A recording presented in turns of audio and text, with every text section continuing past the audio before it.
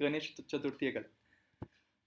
So hello, this is Adhar from English Ka Tuition, and today we are going to see the last poem, the sixth poem. A roadside stand has been cancelled this time by CBSE board for 12th class English, but so the last poem for us is Aunt Jennifer's Tigers. It's a very symbolic poem. It symbolizes freedom. So let's see this poem today in this audiobook summary of the Flamingo poem Aunt Jennifer's Tigers. About the poet, Adrienne Rich, नाम में ही rich है, 1929, was born in Baltimore, Maryland, USA. She is widely known for her involvement in contemporary women's movement as a poet and theorist. She has published 19 volumes of poetry, 3 collections of essays, and other writings. A strong resistance to racism and militarism echoes through her work. The poem Aunt Jennifer's Tigers addresses the constraints of married life of a woman experiences. तो ये basically एक married life के जो experiences हैं उसके बारे में लिखी गई है. Before you read, what does the title of the poem suggest to you? Are you reminded of other poems on tigers? तो देखते हैं कैसे यहाँ पर डेमोन्स्ट्रेट करा है टाइगर को. Aunt Jennifer's tigers prance across a screen, bright topaz denizens of a world of green.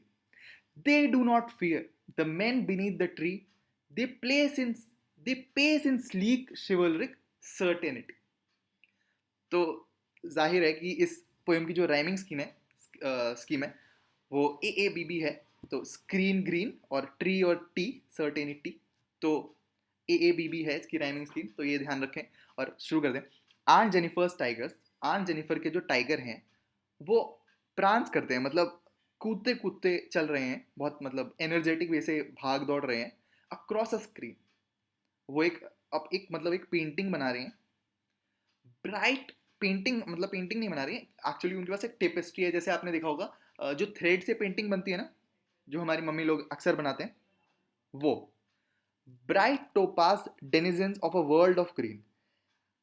Bright क्योंकि टाइगर्स बहुत ब्राइट होते हैं. आपको पता है टाइगर्स ऑरेंजेस ब्लैक कलर के होते हैं, एकदम कंट्रास्ट में आते हैं. किसी ने अगर जंगल बुक देखी है तो उसमें शेर खान. ट्रोपास, टोपास, सो टोपास का मतलब होता है प्रेशियस, कोई चीज़ जो प्रेशियस होती है. डेनिजेंस होते हैं ऐसे जीव जंतु जो एक जगह पे ही पाए जाते हैं. जैसे कि पेंगुइन्स होते हैं तो वो आर्कटिक में पाए जाते हैं, right. So of a world of green, world of green का मतलब यहाँ पे फॉरेस्ट है. तो जो आंट जेनिफर्स के जो टाइगर्स हैं जो वो बना रही हैं, जो कि असली जिंदगी में नहीं है, वो एक पेंटिंग के अंदर है, थ्रेड पेंटिंग के अंदर है जो वो बना रही हैं. तो वो बहुत ब्राइट हैं, बहुत प्रीशियस हैं, फॉरेस्ट में रहते हैं. They do not fear the man beneath the tree, और उनको डर नहीं लगता आदमियों से, वो किसी से नहीं डरते. They pace in sleek, sleek मतलब एकदम मतलब क्लासिकल वे से, ग्रेसफुली. शिवलरिक, शिवलरिक का मतलब जेंटलमैनली. जैसे हम अपने हॉलीवुड बॉलीवुड की मूवीज के हीरोज को शिवलरिक बोलते हैं, जैसे हम शाहरुख को शिवलरिक बोलते हैं. सर्टेनिटी, सर्टेनिटी मतलब होना ही होना, मतलब वो बहुत ही स्लीक, ग्रेसफुली, और शिवलरी जेंटलमैनली, मतलब एकदम ताव से चल रहे हैं वो लोग, जैसे सलमान चलता है. Aunt Jennifer's fingers fluttering through her wool find even the ivory needle hard to pull. The massive weight of Uncle's wedding band sits heavily upon Aunt Jennifer's hand. वाह. तो ये वही वूल पुल बैंड हैंड, तो AABB है, दिख रहा होगा फिर से, ठीक है. तो आंट जेनिफर की जो फिंगर्स हैं वो ट्रेम्बल कर रही हैं, मतलब शेक कर रही हैं डर से. थ्रू हर वूल, वो जब वो पेंटिंग सी रही हैं, पेंटिंग बना रही हैं. आइवरी नीडल, आइवरी होता है जो एलिफेंट्स के टस्क से बनाया जाता है. टस्क होता है ना एलिफेंट का, टस्क जो उनके दांत होते हैं, तो उससे बना होता है वो नीडल. तो उससे वो बना रही हैं और वो भी हाथ में शेक कर रहा है, उनके हार्ड टू पुल हो रहा है, बहुत भारी लग रहा है. The massive weight of Uncle's wedding band sits heavily upon the Aunt Jennifer's hand. इसका ये मतलब है कि जो असली में वो नीडल है वो तो बहुत हल्की है, लेकिन जो असली चीज़ उनको वे डाउन कर रही है वो रिस्पॉन्सिबिलिटीज हैं ऑफ हर वेडिंग।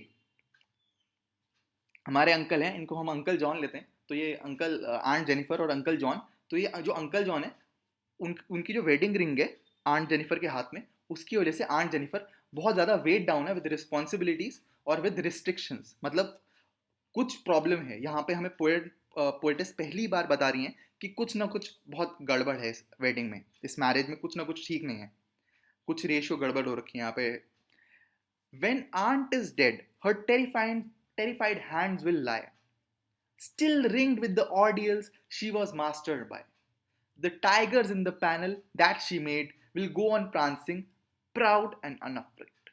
वाह, तो ये lie by made unafraid, तो ये पूरे पोएम में AABB फॉलो हो रहा है, आपको दिख रहा होगा। सो देखते हैं, when aunt is dead, जब aunt नहीं रहेंगी अनफॉर्चुनेटली, हर टेरिफाइड हैंड्स, मतलब अभी जो उनके टेरिफाइड हैंड्स हैं वो तब भी टेरिफाइड ही रहेंगे, स्टिल रिंग मतलब टाइड रहेंगे with all the restrictions and unpleasant experiences जो उनको उनकी मैरिज से मिले हैं और अंकल जॉन ने जो उन पे जुल्म ढोए हैं। ठीक है, the tigers in the panel that she made, जो उन्होंने पेंटिंग बनाई होगी, पूरी हो गई होगी अब पेंटिंग फ्यूचर में जब वो नहीं रही, विल गो ऑन प्रांसिंग, और जो टाइगर्स हैं उसमें वो गो ऑन प्रांसिंग, कूदते फांदते मैजेस्टिकली शिवलरी के साथ अनअफ्रेड बिना डरे चलते रहेंगे। तो ये बेसिकली पहली पेंटिंग में आंटी ने, हमारी आंट जेनिफर ने टाइगर्स के बारे में बताया कि कैसे वो एकदम शिवलरिक हैं, प्रीशियस हैं, और जेंटलमैनली रिस्पेक्ट कमांड करते हैं, ताव से चलते हैं, किसी से नहीं डरते हैं, आदमी औरत किसी से भी नहीं, एकदम अपनी ज़िंदगी खुल के जीते। और दूसरे में आंट जेनिफर ने अपनी मैरिज और अपने बारे में बताया कि कैसे उसको अपनी मैरिज में कुछ प्रॉब्लम है जिसकी वजह से या तो उनको इंडिपेंडेंस की प्रॉब्लम है, उनके ऊपर कोई मास्टर की तरह प्रॉब्लम है, मतलब वो एक स्लेव फील करती हैं, और उस उन सारी रिस्पॉन्सिबिलिटीज, रिस्ट्रिक्शंस और डेस्पॉन्डेंस से, डिसअपॉइंटमेंट से, अपनी मैरिज से वो वेट डाउन है, वो परेशान है, वो दुखी हैं, और उन्हें एक नीडल भी बहुत भारी लग रही है उठाने के लिए। When the aunt is dead, her terrified hands will lie. और आखिरी स्टैंजा हमें बताते हैं कंपैरिजन, कि जब आंट नहीं रहेंगी तो पूरी जिंदगी जो हमारी आंट जेनिफर हैं वो अंकल जॉन के जुल्म सहते सहते अंत में मर जाएंगी। ठीक है, बहुत दुख की बात है कि वो मर जाएंगी, लेकिन वो पूरी जिंदगी दुख सहती रहेंगी।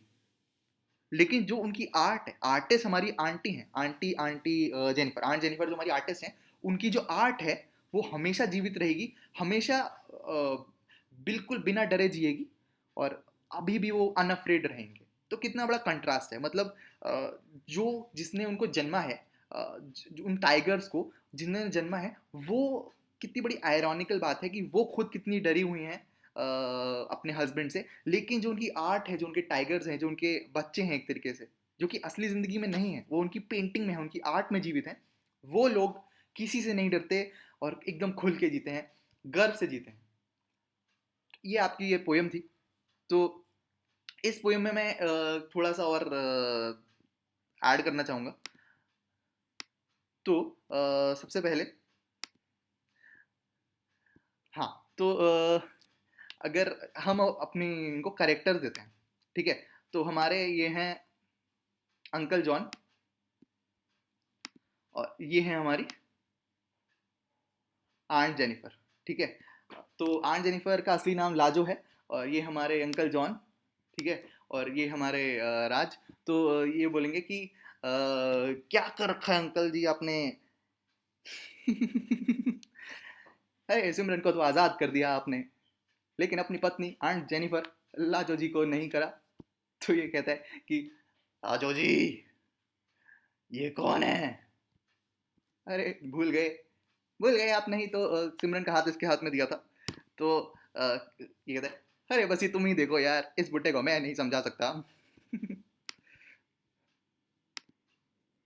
अंकल जी, अंकल जॉन।